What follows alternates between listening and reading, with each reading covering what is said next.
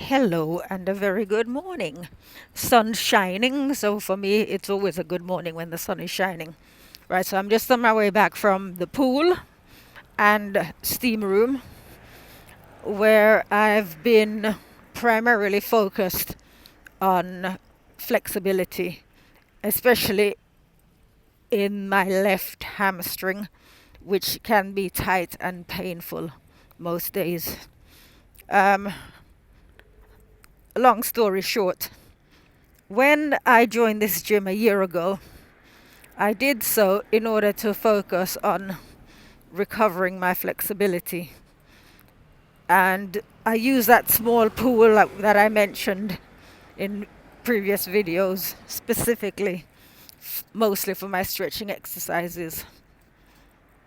So I've taken all of June off. I believe today's the 5th. So I've no personal training sessions this month, specifically so that I can focus exclusively on working on my flexibility in my lower back and hamstrings. Going back a year ago, before I joined this gym, or even let's go further back, I used to be very flexible to the point I could touch the floor with my chest. I could sit on the floor and touch the floor with my chest, and pain-free. But somewhere along the line, any kind of stretching would result in shooting pains up the back of my leg, both legs, and not so much lower back pain, but I mean, I don't know if you exercise or you don't exercise, so whatever. If you try stretching forward, you will get an idea of what I mean. Literally, I could only stretch so far because of discomfort and pain, if you like. So I decided to do something about it. So now I don't get those pains anymore. So I've decided to take it to the next level and rid myself of my issues with my left hamstring. So I've got a further 25 days to go. So far, so good. I'm actually seeing a lot of improvement. In fact, what I do is, like last night I was watching the tennis, the men's tennis at French Open, and I was lying on the sofa with a homemade device which consists of a piece of cloth tied in a hoop, and I put my leg in it and just sort of just pull it with both arms towards my head. So I was sort of like killing two birds with one stone, watching tennis while exercising, and I could feel the benefits of doing that. So I'm going to make that my habit every night, or at least for an hour every evening. I will do that stretch, and because what I've found is with the other stretching that I've been doing over the course of the year, the results don't go away. Obviously, I need to warm up before I do whatever stretching I'm doing, but the results remain. So, as I said, I've got another 25 days to knock myself back into shape, to rid myself of this issue I have with my hamstring. And we'll see where we go from there. But the thing to point out is that obviously from previous videos, it should be apparent that I'm a firm believer. And so when I'm stretching, when I'm doing anything, when I'm trying to problem solve, I involve God. I ask him to, I'll say things to him, come on, you can do it, let's sort this thing out. And he never fails. So the point I will make is that unless we apply ourselves There's no point praying to God.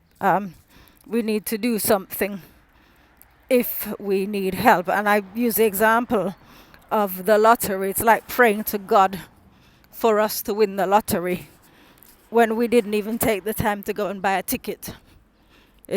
For me, it's the same principle. So there's no point me sitting there asking God to sort my hamstring if I'm not willing to invest the time to go to the specific stretching that I'm doing on my hamstring. That I do in the steam room. But it's business as usual with the other things that I do in the pool. So that's just it, really. So this month is Pride Month, and I've been making the point that if you have standards, every month of the year is Pride Month. Not that you're proud just for the sake of being proud, but that you take pride in how you go about living your life. So for me, not just June, but every month of the year is Pride Month, because not only do I take pride in my appearance, but I take pride in the fact that I have a body, and it's the only one I'm going to have for the remainder, from the day I was born till the day I leave this earth. I only get this one body, and it's up to me to make sure that it's going to be of use to me right up till the end. So even yesterday I posted on Facebook a picture of my foot, and I bought for my sister and for myself, I bought these toe separators. So what they do is they're made out of like silicone, and you can actually use them while you've got them between your toes. You can use them to exercise your feet. So I made the point that one of the reasons why elderly people become immobile is because of their feet. Their feet fall into disrepair, and that's why they struggle to move.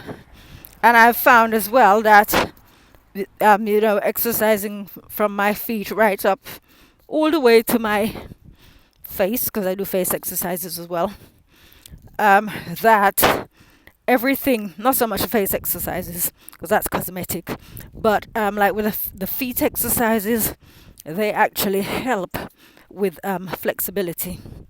If you've got flexible feet, it actually helps with the rest of your, legs. That's what I found anyway. Just not sort of here to give advice, I'm just making points. But as well, for me, it is a fact, I can only speak for myself, that whenever I use the knowledge that I have and I use it to improve my life, God gives me more. And I think, I think the world is in the state that it is in. For lack of knowledge, my people perish, because people don't want to know. We got this thing now where just be yourself. Yourself is good enough. I saw some nonsense that the Pope posted to what was Twitter, and everywhere you go, as far as Christianity goes, they're pushing the idea that the strong should support the weak. And I maintain that some people choose to be weak. They want to be weak because they can't be bothered. And I don't know that God would want us to waste our time on such people. In fact, he says, let them be. For if the blind lead the blind, they shall both fall into the ditch. But that's what they're selling. They're telling people to be themselves. Hey, hello. Yeah, they're telling people, Dougie, they're telling people to be themselves. And then they're going to turn around to the people who are strong and tell them they have an obligation to support those people. It's a bit like, in fact, it is very much like the welfare state where the workers need to pay taxes to support the shirkas, because there are some people who put themselves in a position where they can't work, whether it be that they destroy their health or they don't have the aptitude, they don't have the qualifications to get a decent job to support themselves, right? So God doesn't require anybody to. Well, I can give you Matthew 25, parable of the foolish virgins, where 5 had oil to spare and the other 5 didn't. And the according to the Pope and other such people, the second race to the bottom, the ones with the extra oil should have given to those who didn't take thought to bring oil just in case their lamps ran out. And so what would happen was, what would happen is everybody would be then in the dark, right? Or you could say it's the same thing with food. You could say it's like this sharing your food with people who didn't have anything in their cupboard. You're all going to eventually end up starving. And what is the point of that? I hope you understand what I'm trying to say. But I think the most, for me anyway, the most important thing is health. And I can use my sister as an example, who is completely reliant on others to take care of her.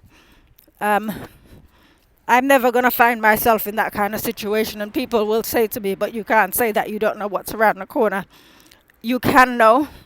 If you do your best, then God is bound. You can hold him accountable to ensure that you stay in one piece, able to look after yourself. Right, I'm going to leave this here because I think I've said enough.